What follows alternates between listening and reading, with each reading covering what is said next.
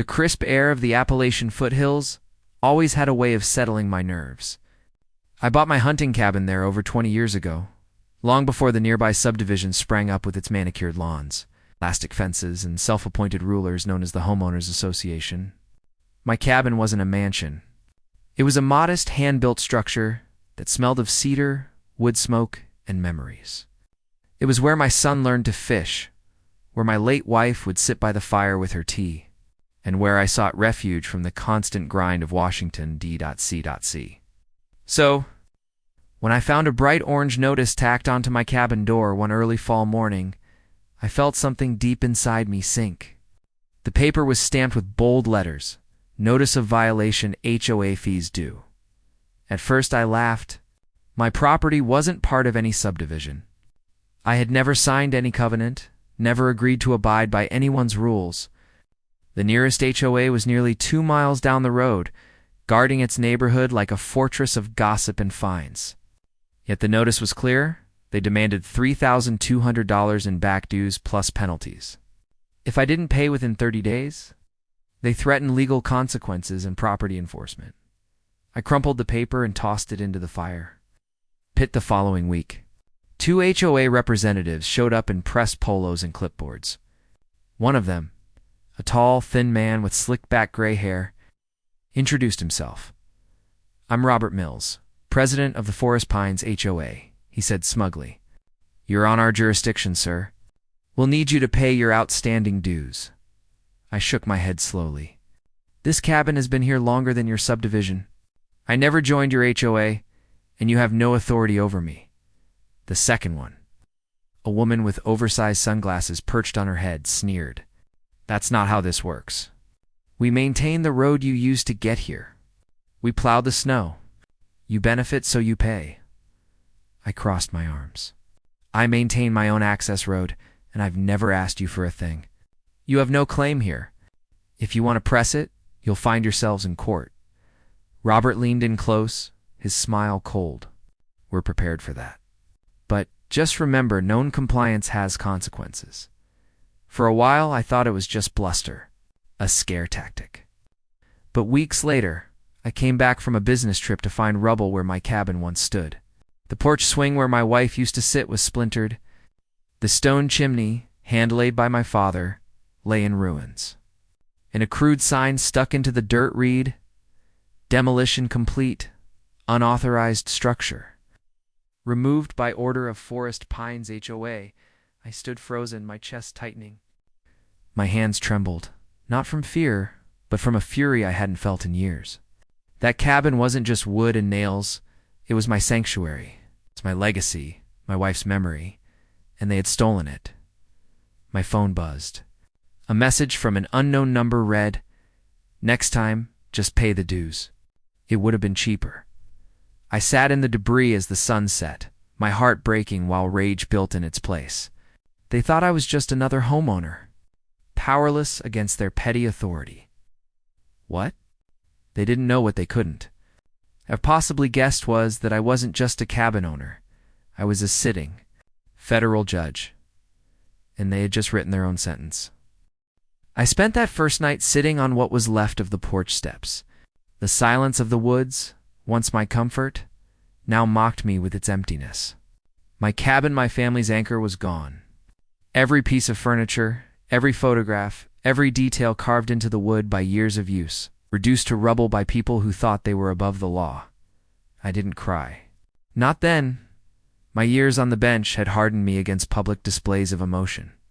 But when I found the half-charred remains of my wife's rocking chair crushed beneath broken boards, my throat closed tight. My hands shook as I set the splintered wood upright. They destroyed her chair. They destroyed our history. The next morning I drove into town and walked into the sheriff's office. Sheriff Caldwell, a man I'd known for years, leaned back in his chair when he saw me. "Judge Harrison," he greeted, surprise in his tone. "What brings you down here?" "They demolished my cabin," I said flatly, sliding the photo of the wreckage across his desk. His eyes widened. "Good Lord. You're saying the HOA did this?" "They left me a sign, Sheriff. They thought they were making a point." He exhaled slowly, rubbing his temples. "I'll be honest with you, Judge. that HOA has been a thorn in everyone's side. They've pulled stunts, fined folks for ridiculous things. But this. He shook his head. This is criminal. Then treat it that way, I said, my voice firm. This isn't a civil dispute. This is arson, destruction of property, harassment. I want a full investigation. Caldwell nodded. I'll start paperwork today. But you know how slippery they are? They've got lawyers on retainer. They'll spin it like they had the right. I leaned forward, my eyes locking on his. Sheriff, I am the law, and I will not let them get away with this. For the next week, I lived like a man possessed. By day, I presided over federal cases in D.C., upholding the Constitution.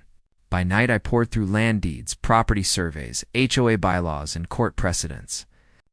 Every document I pulled made it clearer. The Forest Pines HOA had no jurisdiction over my land, none my cabin stood on. Property purchased outright by my grandfather in 1958, years before the subdivision even existed. But the more I uncovered, the uglier it got. Emails leaked from a disgruntled former HOA secretary revealed that Robert Mills, the smug president, had been pressuring homeowners to pay inflated fees for road maintenance that was never done. Kickbacks, shady contractors, intimidation. He ran Forest Pines like his own fiefdom. And my cabin was just the latest victim of his greed. I wasn't just fighting for my cabin anymore. I was fighting for everyone he had bullied, fined, and silenced. One evening, while reviewing case files, my phone buzzed again. Another anonymous text. See how quiet it is without your little shack? Take the hint. Pay up or stay gone. I stared at the message, my jaw tightening. They wanted me gone. They wanted to erase me like they had erased so many others. But they had made one fatal mistake. They thought I was powerless. The next day I made some calls. Old friends from law school, colleagues in the Justice Department, a few trusted contacts in the media. I didn't reveal my hand yet. I started laying the groundwork, quietly, patiently, because justice isn't just about punishment. It's about timing. And when the gavel comes down, it comes down hard. A week later, I drove past the subdivision's grand entrance, with its stone pillars and neatly trimmed hedges. The sign read, Welcome to Forest Pines, a community of excellence. I pulled over, rolled down my window, and just stared for a long moment. Behind those gates, families were living under the thumb of men and women who thought themselves untouchable. But soon, those gates wouldn't be symbols of power. They'd be evidence. A slow, determined smile crossed my face as I started the engine. Enjoy your little kingdom while you can, Robert, I muttered. Court is in session. The morning sun spilled across the courthouse steps as I walked inside, files in hand. To the world, it was just another day in my robe, another docket of federal cases. But in the back of my mind, one case loomed larger than all the rest. My own for weeks. Sheriff Caldwell's deputies had been gathering evidence. Photos of the demolition, witness statements from neighbors who saw heavy machinery rolling up the mountain road, even receipts from the contractor who admitted he'd been hired by the HOA. President, the smoking gun was a signed demolition order with Robert Mills's name, plastered across the bottom. When I first saw that document, I sat back in my chair and exhaled slowly. There it was, proof in ink of their arrogance. The case was filed in state court property destruction, fraud, harassment, trespassing. I didn't preside, of course, but I didn't need to sit behind the bench to see justice served. For once, I'd be on the other side, and I intended to make every word count. The day of the hearing, the courthouse lobby buzzed with tension. Homeowners from Forest Pines showed up in droves, whispering nervously, clutching folders of their own grievances. Some offered me quiet nods of support. One older gentleman leaned close and whispered, "Thank you. Judge, we've been waiting years for someone to stand up to him." Inside the courtroom, Robert Mills strutted in, wearing a tailored suit. His silver hair slicked back like he was walking into a boardroom instead of facing charges. His attorney, a sharp-faced man with a briefcase bursting at the seams, trailed him. Robert spotted me sitting quietly in the front row and smirked. "Nice of you to join us, Harrison," he muttered as he passed. "Hope you're ready to lose." I didn't answer. I didn't need to. When the judge entered and the bailiff called the case, the room fell silent. The state prosecutor laid out the charges one by one, each heavier than the last. Fraud, harassment, destruction of private property, abuse of power. Robert's lawyer jumped to his feet. "Your Honor, my client was fully within his rights as HOA president to enforce community standards. The cabin in question was an unapproved structure within his jurisdiction." That's when the prosecutor slid a thick folder across the bench. "Not according to the county records. The land predates the subdivision by nearly 40 years. The HOA has no jurisdiction over it. The defendant had no legal authority to act."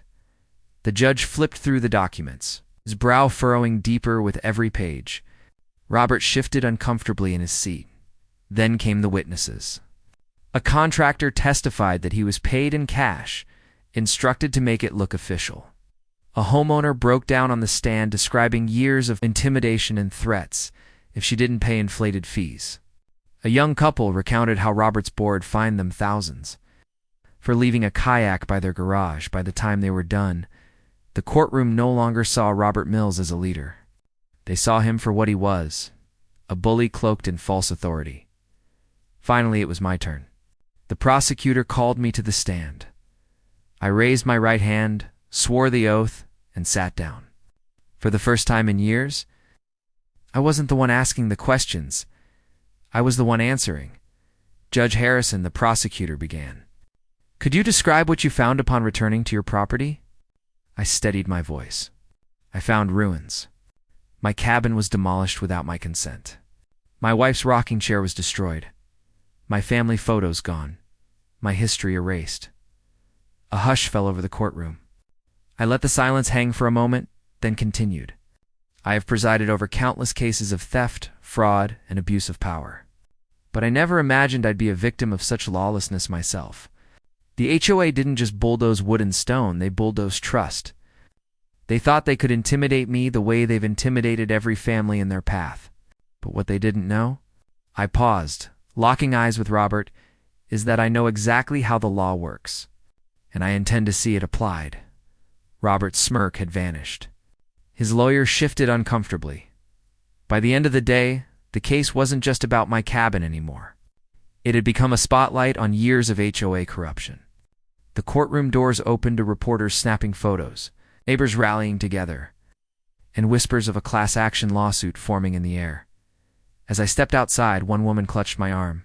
Tears welled in her eyes as she said, "Judge, you gave us hope today." I nodded, my voice low. "This isn't over yet. But justice has a long memory." I looked back at the courthouse, the sun dipping low behind it. The wheels of justice were turning, slow but unstoppable. Robert Mills thought he'd buried me under rubble. Instead, he'd buried himself under the weight of the law, and the gavel hadn't even dropped yet. The courthouse was packed to the walls the day the verdict came down. Word had spread far beyond our little mountain town. Reporters with cameras crowded the steps, microphones poking through the throngs of residents who had lived under the HOA's thumb for years. Inside, the atmosphere was electric. The gallery was filled with forest pines, homeowners men, and women who had been fined for garden gnomes, threatened for planting tomatoes, even bullied into paying thousands of dollars for violations that never existed. For once, their eyes were not cast down in fear. They were watching justice unfold. Robert Mills sat at the defense table, pale and tight-lipped. His expensive suit no longer carried the air of power. His hands tapped nervously on the wood, betraying the arrogance he once wore like armor. When the judge entered, the room hushed. The decision was read slowly, every word sinking like a stone. Robert Mills and the Forest Pines HOA board were found guilty of multiple counts: destruction of property, fraud, criminal mischief, harassment, and abuse of authority. The penalties were steep financial restitution, not only for me, but for every family wronged by the HOA. On top of that, the board was dissolved, its members barred from serving in any position of community authority again. And Robert Mills, he was sentenced to prison. The gasp that rippled through the courtroom was almost physical. Some homeowners wiped tears from their eyes. Others clapped their hands over their mouths in shock. For years, this man had acted untouchable. Now, the law had touched him hard. When I stepped outside, microphones swarmed me. Reporters shouted over one another. "Judge Harrison, how do you feel about the verdict? Do you think this will change how HOAs operate nationwide? Was this about revenge or justice?" I raised my hand for silence. This was never about revenge. This was about accountability. No one, no individual, no organization is above the law. This verdict isn't just for me. It's for every homeowner who's ever been bullied, threatened, or intimidated into silence. Today, the law reminded us all that justice has teeth. The crowd erupted in cheers. For the first time in months, I felt the weight on my chest lift. Later that evening, I drove back to the ruins of my cabin. The sun dipped low behind the mountains, painting the sky with streaks of gold and purple. I parked my truck, stepped onto the gravel, stood in the quiet. The rubble was still there, but now it didn't feel like a graveyard. It felt like a beginning. Sheriff Caldwell had stopped by earlier in the week, patting me on the shoulder. "You rebuild it, Judge. Stronger this time. And don't you worry, no one will dare touch it again." And that's exactly what I plan to do. Not just for me, but for my family. My wife's rocking chair was gone, but her memory wasn't. My son's laughter on the porch still echoed in my mind. The cabin would rise again, brick by brick. Not as a monument to what was lost, but as a testament to what endured. A week later, a group of Forest Pines residents showed up at my property. They carried tools, lumber, even home-cooked meals. The same people who had once been too afraid to speak against the HOA now stood tall, ready to help rebuild. One woman, the same who had clutched my arm outside the courthouse, smiled through her tears. "Judge, you didn't just win a case. You gave us back our voices. Let us help give you back your home." I felt a lump rise in my throat as I looked at them, neighbors, strangers. "Now bound together by shared struggle and victory, all right then," I said, my voice steady but warm. "Let's raise some walls." The sound of hammers and saws soon echoed through the hills. Blending with laughter and the smell of sawdust and fresh coffee, piece by piece, the cabin began to take shape again. Months later, as the first fire crackled in the new stone fireplace, I sat on the porch with a fresh cup of coffee. My son came by with his kids, their laughter filling the air once more. Life had come full circle. I looked out at the mountains, at the land my grandfather had left me, and I smiled. The HOA thought they had demolished my home. But in truth, they had built something greater, a community unafraid to stand against tyranny, a legacy of resilience. And as a federal judge, as a father, and as a man who had tasted both loss and victory, I knew one thing for certain: justice always finds its way home.